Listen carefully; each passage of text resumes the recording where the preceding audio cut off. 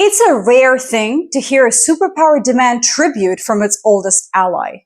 Rarer still to watch the ally, quiet, battered, already mourning its sacrifices, be told that not only is it behind, but it should backpay for 2 decades of shortfalls. When I heard a US senator put a $300 billion price tag on Canadian loyalty, I felt an odd mix of disbelief and a creeping sense of anger. There's a line between strategic frustration and outright disrespect, and I believe that it has kind of been crossed. Today I want to show you how a single demand, an invoice delivered by a powerful neighbor, reveals the strain and strange arithmetic of modern alliances. This is not just about numbers, but about who gets to write the bill, who pays with lives, and who is finally allowed to say enough. We'll look at how this debt was invented, the deeper break in the Canada-US relationship, and why the world's expectations of leadership are sort of shifting now. There is more at stake here than just the money. There is memory, dignity, and the hidden cost of being the reliable friend. Here's what I want to ask you. If you saw your country's sacrifices, real, bloody, generational, dismissed as a ledger entry, how would you respond? Not as a politician, but as a person. Drop your answer below. It's a rare opportunity to see who actually remembers the past and who only remembers the invoice, right?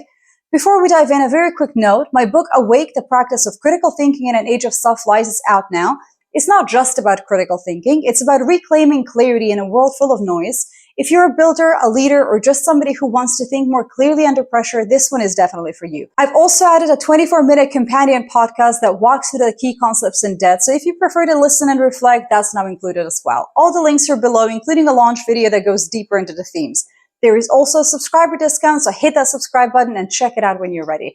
And one more thing before we dive in super quickly, I'm building a course on AI fluency, as I am a computer scientist with a PhD, for people who want to understand the technology shaping the next decade. If you want to help shape what the course becomes, I've made a very short 8 questions quiz. It literally only takes 2 minutes, and your answers will directly decide the content that I build next. The link is down below. I'd really love your input. But anyway, let's now get into it. Can we do a makeup payment for the 20 years of shortfalls as well? Senator Tom Hills of North Carolina said. Words landed like a backhanded compliment. One that stings because it comes dressed as fiscal responsibility, not as the insult it truly is. It's really a remarkable thing, right? To take the language of partnership and kind of twist it into an invoice.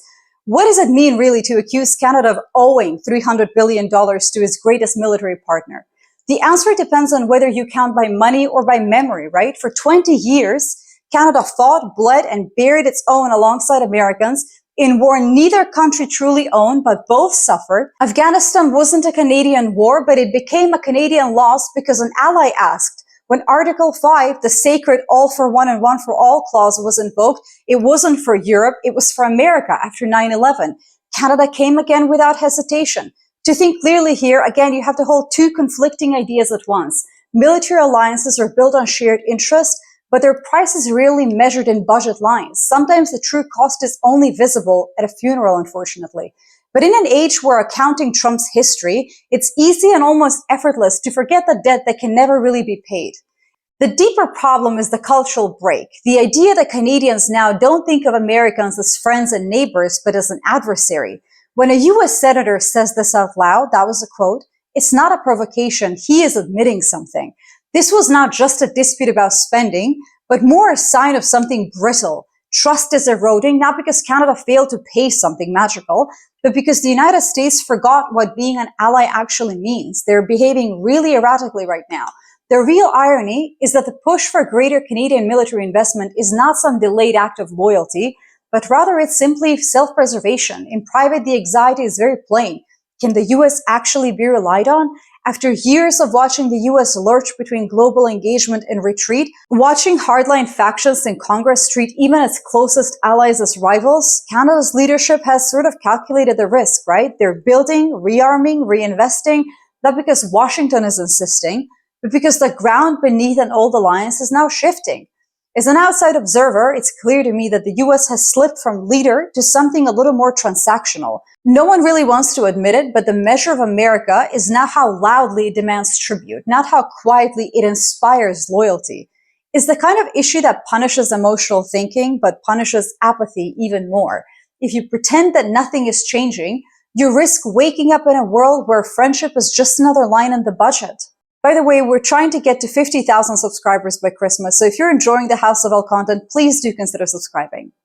Now, it's one thing to ask a partner to do more. It's another thing entirely to rewrite the past as unpaid debt.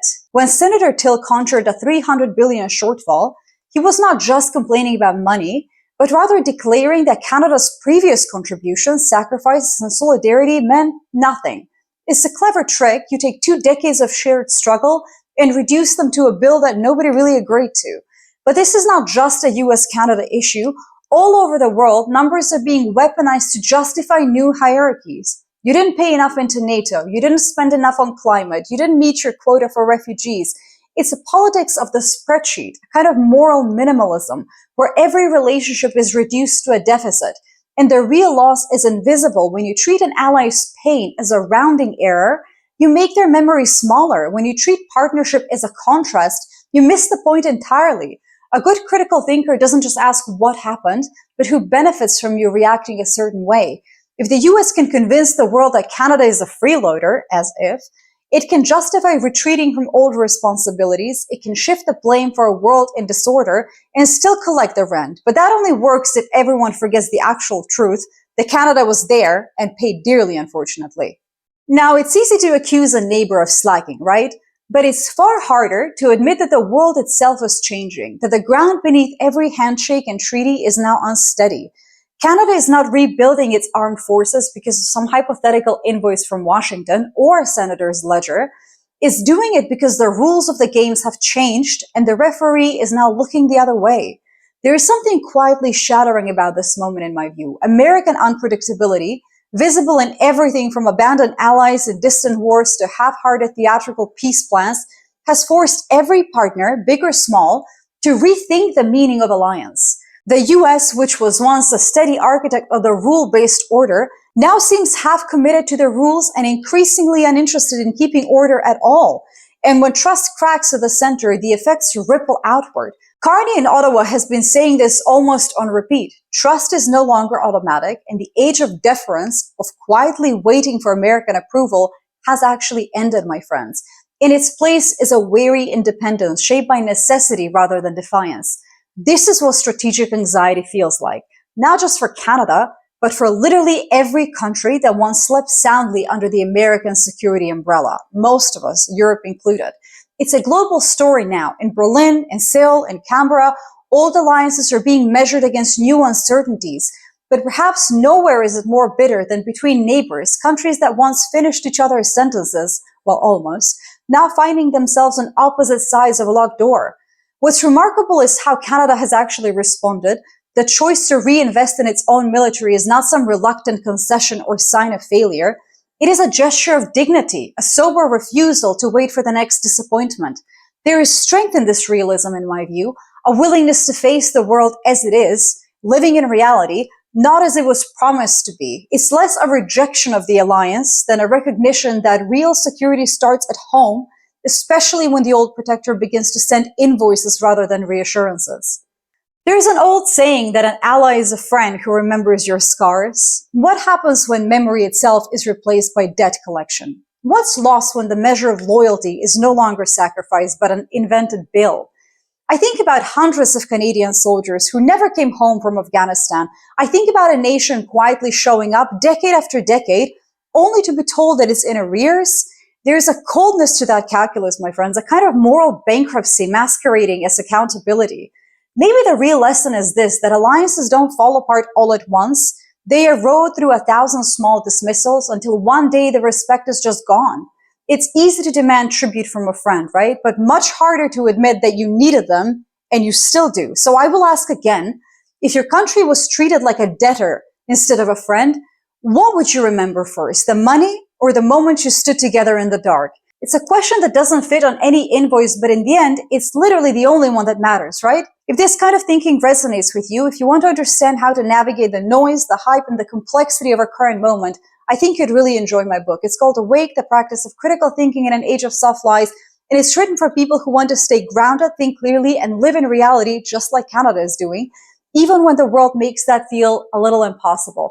I've also included a 24-minute podcast episode where we unpack some of the core ideas behind Awake in a more relaxed conversational way, perfect if you prefer to listen while walking, driving, or just taking a break from screens. You'll find the link down below. I'd love to know what you think of it. As always, thank you for being here and for thinking through these questions with me. If you like the conversation, consider subscribing for more, and don't forget to check out these other videos that I've linked here as the natural next step for a deeper dive. Until next time, stay awake.